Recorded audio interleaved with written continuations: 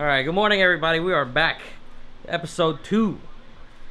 Today we got a few goodies that just showed up yesterday for the harness for the engine. So we got here this label maker. This label maker along with the label themselves. Some stuff for splices. Been doing a little bit of research from HP Academy on how to do like proper splices for engine harnesses. I wasn't too sure about like your regular butt splices or even the environmental ones with the heat shrink built into it. But they seem to be using a lot of these, so we're going to give these a shot to see how it goes. I think these will manage to end up being a lot thinner and less bulkier than if we were to use just regular old butt splices. Because these we could just throw these skinnier heat shrinks on them. Potentially probably making the harness a little bit thinner. Got about 200 feet of 20 gauge here. Only purple because surprisingly it was kind of difficult to find some 20 gauge. I don't know why it was so damn difficult to find some 20 gauge, but we got purple. Also, got this kit for the power wires. We're going to relocate the battery to the back of the car. Got 25 feet of 1/0 for black and red for the power and ground. Alright, so the idea for today, start splicing onto these wires, figuring out exactly which one's which, label them, and then extend them probably to about like another 3 feet from here, because theoretically when this sits in the engine, the harness is going to go this way and then go to this bulkhead fitting that I brought. Got this very nice aviation style cannon plug for the bulkhead or for the firewall. 61 pin, definitely going to be more than enough along with its pins. Where I'm hoping this is going to live is, I believe, I'm not an S14 guy here, but I think this is where the factory harness went, right? No, I don't think so. But actually, no. You know what? You're right. The engine harness did go through there before. Okay. Because on the R32, which is basically an S14, S13 chassis, kind of hybrid, it was routed on this side, on the left-hand side. Gotcha. Yep. All right, so we got the valve cover back. I had a friend of mine weld up some stuff to it. And fittings, which we were sandblasting this just a second ago. Ooh. So we got 2 AN fittings here for the crankcase breathers. And we also plugged up the factory breather here. Other than that, that was mainly what we did. On the inside, not the prettiest, but you know what? It works. Welded these tabs in here just to like protect these from getting oil splashed into them. Potentially this will be either powder coated today or later on today, hopefully. Color for the valve cover, it's like Charasu Sherbert, I think, something like that. STI color. Of course, Charles Pabao. I think that's gonna look good on this car. This color, what was it called again? Charasu Sherbert or I something have no like idea. that. That's gonna look good. That combo right there, that's gonna look good. We are using your basic oven. This one we got off Facebook for free. For free. Somebody was just throwing it away. And this is literally all you need to do some powder coating if you're doing small parts, whatever you can fit in there. Eventually we are going to increase the size of the oven. We got, where is it? Hiding over here. Hiding over here. Behind a door. In the middle of the front of the house. Yeah, well, you know, I gotta do repairs to the house. But anyways, we got this from a friend first. Yeah, we got this from a friend in what, Tampa? Was it? Tampa. All the way in Tampa. This is a Blanket warmer, hospital blanket warmer. Hospital blanket warmer that we're gonna attempt to turn into a powder coating oven. It'll work. All you need is a heating element, which we have here. We have the timer coming in. Actually, no, I have to order that timer. Okay. So I have to get that. Yeah, it should work. And then I want to chop this rolling stand a little lower so I can fit it in my garage. It's not covering up the TV because, you know, yeah. TV in garage is life. That is correct. And plus I can't reach the top shelf. That is my M3. Potentially a video coming in the future. A little bit more in depth about it, but for now, we stick it to the S14 project. So we're gonna start. Let's start the work.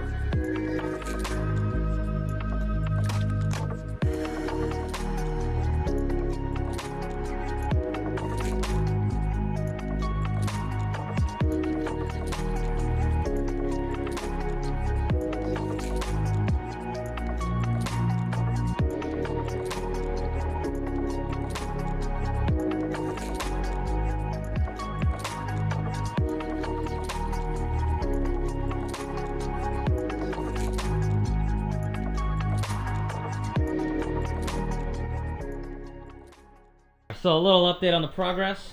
Hey, can you give me that 2-inch tape that's under there? What? 2-inch tape. Bro, I literally, Bottom as shelf. soon as I click record, now you get needy on me. Please. Which one? The 1.5 inch, the green one. There's 3 green ones. This one? Inch and a That's half. inch. 1.5 inch. Easy numbers. Yes, sir. Thanks, man. Round 2. So, I've extended a few of these wires. Some of them being cam sensor, crank sensor, coolant sensor, some for the ignition coils. Figured out that this is a power distribution for a lot of the sensors. 12 volts for the injectors, cam sensors and crank sensor. I believe this green is going to be sensor ground for a few. I gotta figure that out. I do see that the injector rail does have a ground on it already. Oh, my shit's sagging. My balls. I do see that the injector rail, fuel injector rail, has a ground to it. I gotta bring that out and see how far it goes back and see if it ties into any of these or this one. When we extend all these, this is all gonna run towards the cannon plug. They're all gonna be labeled with the yellow heat shrink and black letters on it. All these are gonna get heat shrink over, but just leave them like this for now. Do one thing at a time. Let's carry on. What you doing over here, bro? I'm gonna paint all this front end black. You know, black is better. Your boy getting it prepped to paint the what? The bottom half of the engine bay now? Yeah. So basically, like the frame rails, and then on the radiator support in the front. That's like when we put everything together, you don't actually see color from the front of the bumper, even though there's gonna be a big old like center front mount here. Because I'm not gonna have AC in this car, so I'm gonna put the intercooler where the condenser goes. So you'll see that, but for the most part, I want everything else to look pretty black and clean. And the paint I'm gonna use is Pour 15 Black. It's a corrosive resistant paint, so it'll stop any rust that's there present, and it won't let any other rust form. Hopefully. Hopefully. All right, so it is the next day. Unfortunately, I had to leave yesterday a little early because I had to go to work, and Charles had some other stuff to do too. So as far as yesterday goes, didn't get much done except for the wires that you saw that I did start working on. But today, we are starting to work on the valve cover. Felt like we just needed to do this too. Since we got it back, we've been wanting to powder coat something. So we're just getting it prepped and ready to go. Got all the plugs in, all the silicone plugs in, the high temp plugs. Got the oven heating up. And everything else taped off, the bottom side covered so it doesn't get any powder on the underside. And a little preview. There you go. Everything's all covered up. The duct tape should be okay. Yep. Yeah. Saw a guy on YouTube do it. Alrighty. Set timer for 45 minutes. 45 minutes, counting down. Gonna cook that thing for 45 minutes? Yeah, bro. Gotta let it bake for a little bit. I also gotta clean the gun and shit too. Hey kids, make sure you stay in school. You end up like this guy. Driving a Lexus. Alright, so we've been letting the valve cover sit for about 45 minutes, outgassing in the oven, just to get any contaminations or oils or whatever to be burnt off of it. That thing is cooking. Oh, it's steaming. It's still outgassing. I don't know if I should pull it. It's been 45 minutes. It has been. But it's still steaming like it's got shit on there. Yeah. I don't know if you guys can see that. There's some oil inside. 100%, dude. Yeah, we can see that shit.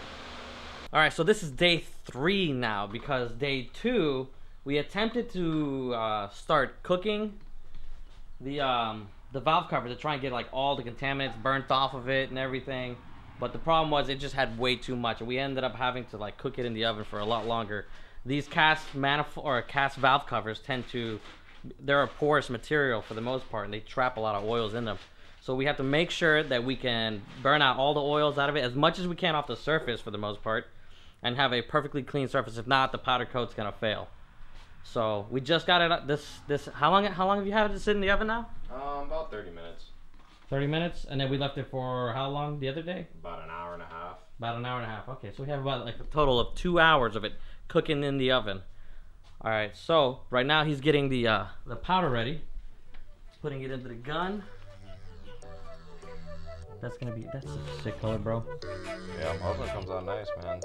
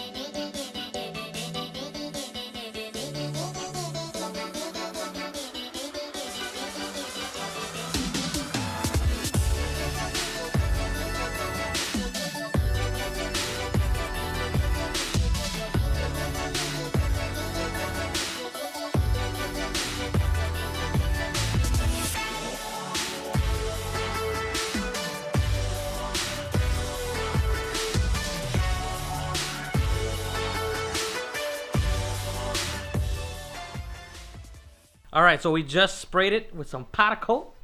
That sounds stupid. We just powdered it. Okay, we just sprayed the powder on the valve cover. Got it in the oven.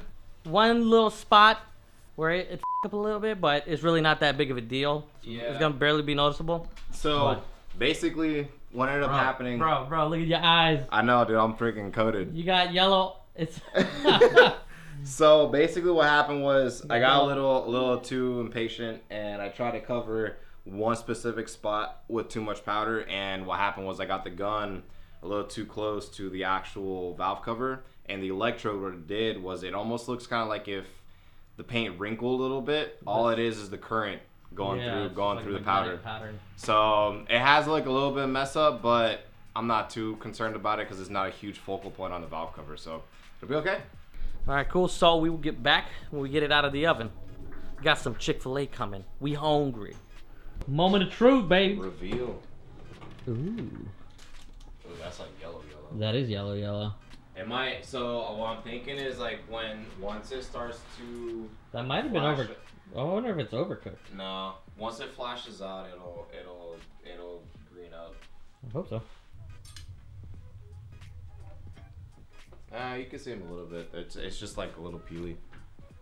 But that's it. It's already starting to green out here. It is actually starting to green out a little bit. I'm gonna go over here. Like now that it's like cooling off, it's starting to green out. That's gonna be a dope color combo, dude. It is. All right, so we got the valve cover powder coated. It looks awesome. I'm really happy how it came out. At first we were freaking out. Well, I was freaking out. Charles wasn't freaking out. That it came out super yellow out of the oven, but as it cooled down, it went down to its original color that was meant to be the more the lime green looking, straight out of the bottle. But either way, it came out looking pretty freaking good. I'm super stoked to buy this. Thing's gonna look so good with this color combo. This is where we're gonna end the video. If you guys like what you see, just hit the subscribe button, hit the thumbs up. I think there's a thumbs up in YouTube. Thumbs up, or throw some comments in the comment section thinking of what you thought, some ideas, whatever you want to see, whether you hate it or not, whether you think this is a piece of crap, 240, whatever. Hit it. Either way. All right, guys. Peace.